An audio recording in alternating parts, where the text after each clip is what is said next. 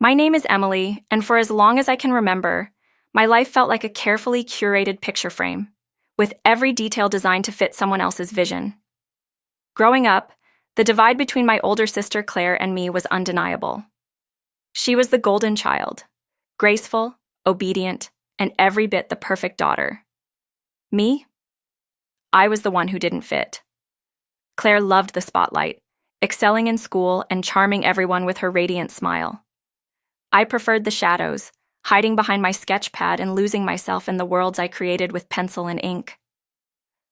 Our parents, particularly my mom, had a blueprint for the perfect family.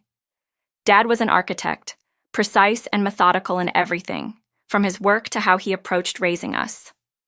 Mom, on the other hand, was the quintessential socialite, always hosting gatherings, planning events, and ensuring everything appeared flawless to the outside world. Together, they had grand plans for us, plans that Claire seemed born to fulfill while I constantly fell short. "Emily, why can't you be more like Claire?" was Mom's mantra, delivered with a sigh as she inspected my mismatched outfits or frowned at the sketches scattered across my desk. "You'll never make a good impression looking like that." Claire, ever the perfect daughter, would chime in with a sweet, "Mom's right, Em. It's not that hard to put in a little effort." Her words were gentle, but they stung all the same. She wasn't trying to hurt me, I knew that, but her effortless perfection made my struggles feel monumental. One Saturday, as the family prepared for a formal dinner Dad's firm was hosting, I decided to rebel in my own small way. I pulled on my favorite black boots and added a few extra strokes of eyeliner. It wasn't much, but it was enough to spark Mom's disapproval the moment she saw me on the stairs. "Emily, you're not serious," she said, her eyes narrowing at my boots. "You're going to embarrass us." "Why does it matter?" I shot back, my voice steady despite the knot in my stomach. "It's just a pair of shoes." Claire's heels clicked against the hardwood floor as she descended, her perfectly curled hair bouncing with every step. "Mom's right, Em. Just change. It's not a big deal."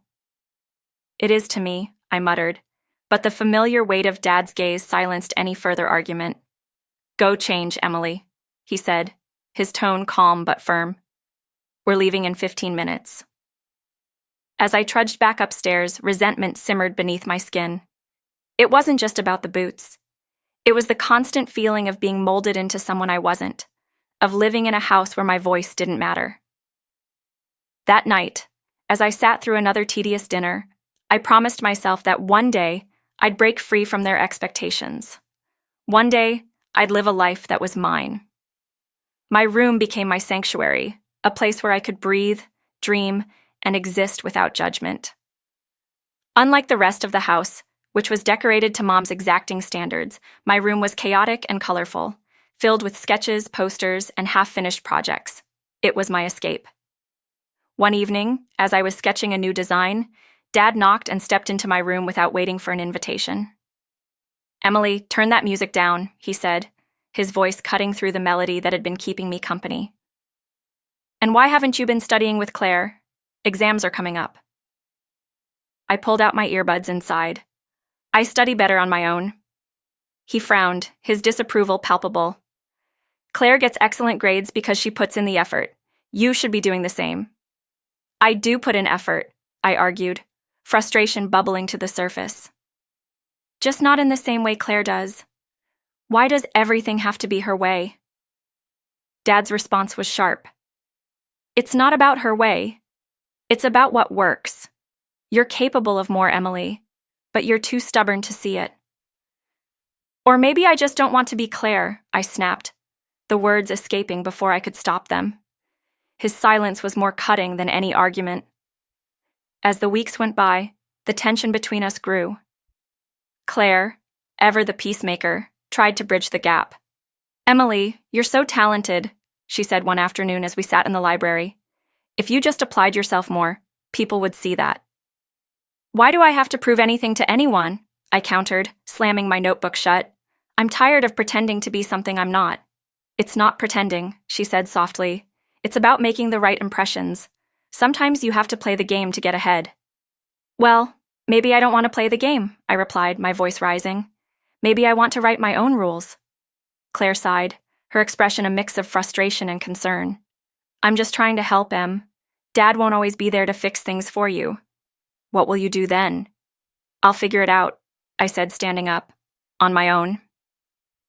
Despite our differences, there were moments when Claire's concern felt genuine, but those moments were overshadowed by the weight of our parents' expectations.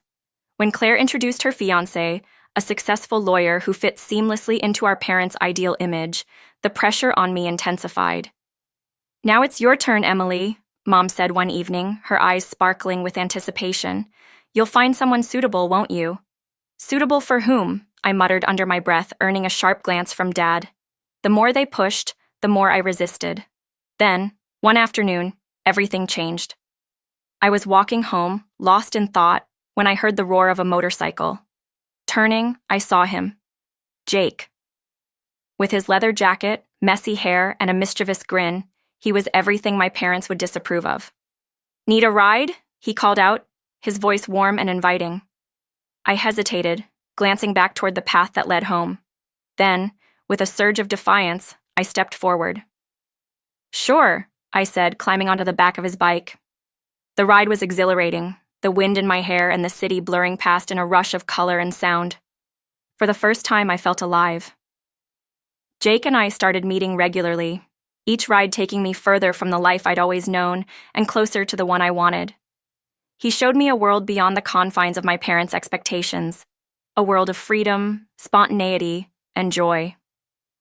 Don't you ever get scared? I asked one evening, as we watched the sunset from a hill overlooking the city. Scared? He echoed, shaking his head. Number life's too short for fear. You've got to chase what makes you happy. His words stayed with me, their truth sinking deeper with every passing day. When I finally decided to introduce Jake to my parents, I knew it wouldn't go well. But I also knew it was a step I had to take. The confrontation was as explosive as I'd expected. Mom's gasp of horror and Dad's icy disapproval were almost comical in their predictability. This is Jake, I said, my voice steady despite the storm brewing in the room. He's the man I love. We're getting married. Married? Dad's voice was a mix of disbelief and anger. To him? What does he even do? I'm a mechanic, Jake replied calmly. I work hard and make an honest living. A mechanic? Mom whispered, her voice trembling. Emily, you can't be serious. I am, I said firmly, because he makes me happy. Isn't that what matters? Not when it means throwing your life away, Dad snapped. If you choose him, you're no longer part of this family. The words cut deep, but Jake's hand in mine gave me the strength to stand tall. Then I choose him. I choose my happiness. Walking away from my parents' house that night was both heartbreaking and liberating. The life Jake and I built together wasn't easy, but it was ours. We found a small apartment, worked hard, and supported each other through every challenge. And as the years went by, we proved that happiness wasn't about meeting expectations. It was about creating your own path. Our journey wasn't perfect, but the moments we created together were worth every struggle. As time passed, the joy of building our life made each challenge feel smaller. For me, it was proof that the right path is the one you carve for yourself, even when others refuse to understand.